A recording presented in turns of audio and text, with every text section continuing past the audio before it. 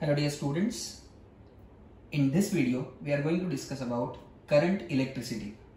In our previous videos we have discussed about what is electricity, that is study of electric charges, and we have also discussed about static electricity, wherein we said that charges do not move from their original position. Now here we are going to discuss about current electricity. The basic explanation for current electricity is that electric charges are in motion.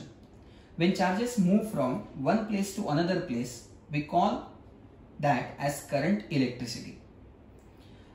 For example, suppose I switch fan on, then electric charges move from switch to fan, and that movement is nothing but current.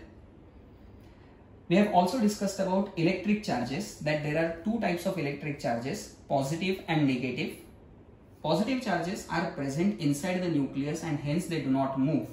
But negative charges, they are outside the nucleus, and outermost orbit's electrons, they can gain energy and jump out of the orbit. As they jump out of the orbit, they become free, and these free electrons are charge carriers for us. So in current electricity, the first and foremost condition an object should satisfy is that it must have free electrons. If it has free electrons, then those electrons can be made available for electrical conduction.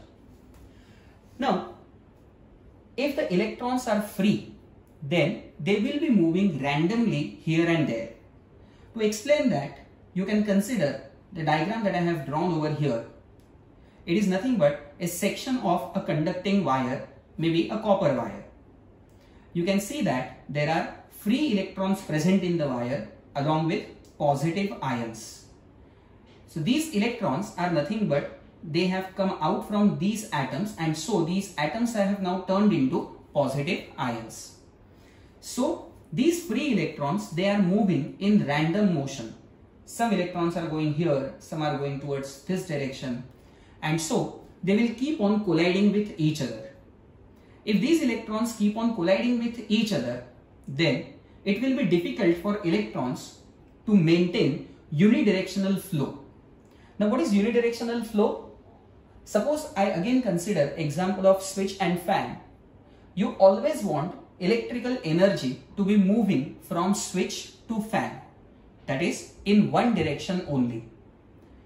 If electrons keep on moving randomly and they keep on colliding with each other, then they will not be able to move in one single direction. As in, if these electrons collide with each other, they will continuously keep on changing their direction, and as their direction changes, there will be not many electrons completing their journey from left end of the wire to right end of the wire. Such kind of random flow of electrons is not helpful for me to produce current in the conductor or in the circuit. So what do I have to do to make these electrons move in one single direction? A simple answer to that will be, if I provide external energy to electrons, then they will be moving in one direction. For example, I push electrons from this side, so all of these electrons will move from left to right. Now how to provide that energy, we'll see that later, but to make electrons move in one single direction, we have to provide external energy to them. Now we'll be talking about another important concept in current electricity, that is potential difference. So here we have understood that having free electrons is not enough for me to produce current electricity, as free electrons will move randomly and they will not be able to complete unidirectional flow. So second important factor for current electricity is that potential difference. So I have written, to move electrons in one direction, that is from switch to the appliance, they must be provided with external energy. So here we have switch and here we have an appliance, fan. So I want energy to be moving in one direction only, that is from switch to fan. So what should I do to make energy move from one direction to another compulsorily? For that, I can rely on a concept related to energy, that is, energy always move from higher level to lower level.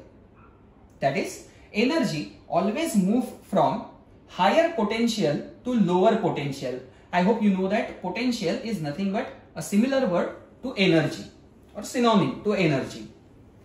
So, if I make switch at higher energy level and fan at lower energy level, then energy will always move from switch to fan. Now the question is how to produce that difference in energy.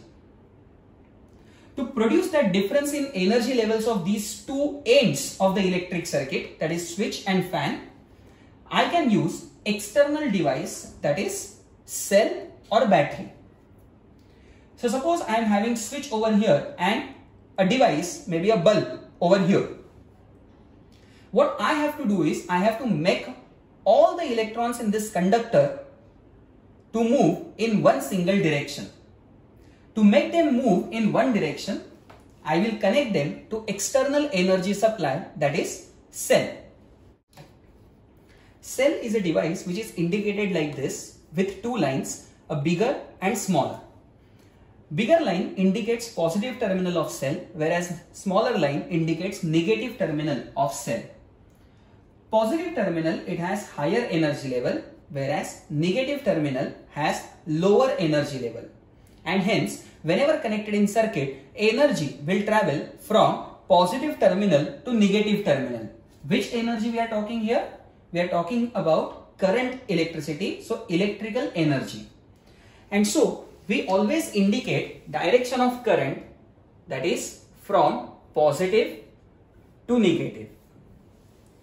So current always moves from positive terminal to negative terminal of the battery. And electrons move from negative to positive. We should understand that negative electrons, they are attracted towards positive terminal of battery and hence they move from negative to positive. So note that current moves from positive to negative, but electrons move from negative to positive. As current is moving, it will also give energy to the bulb and bulb will glow in the circuit. And that's how we provide current to the circuit. So we have understood two important concepts over here, that is free electrons, movement of free electrons and potential difference. We understood that having only free electrons is not enough, as random motion of electron will not help us to complete the circuit, and so we connect conductors with external supply, that is cell or battery, which will provide external energy to electrons and make them move in one single direction, and that is known as electric current.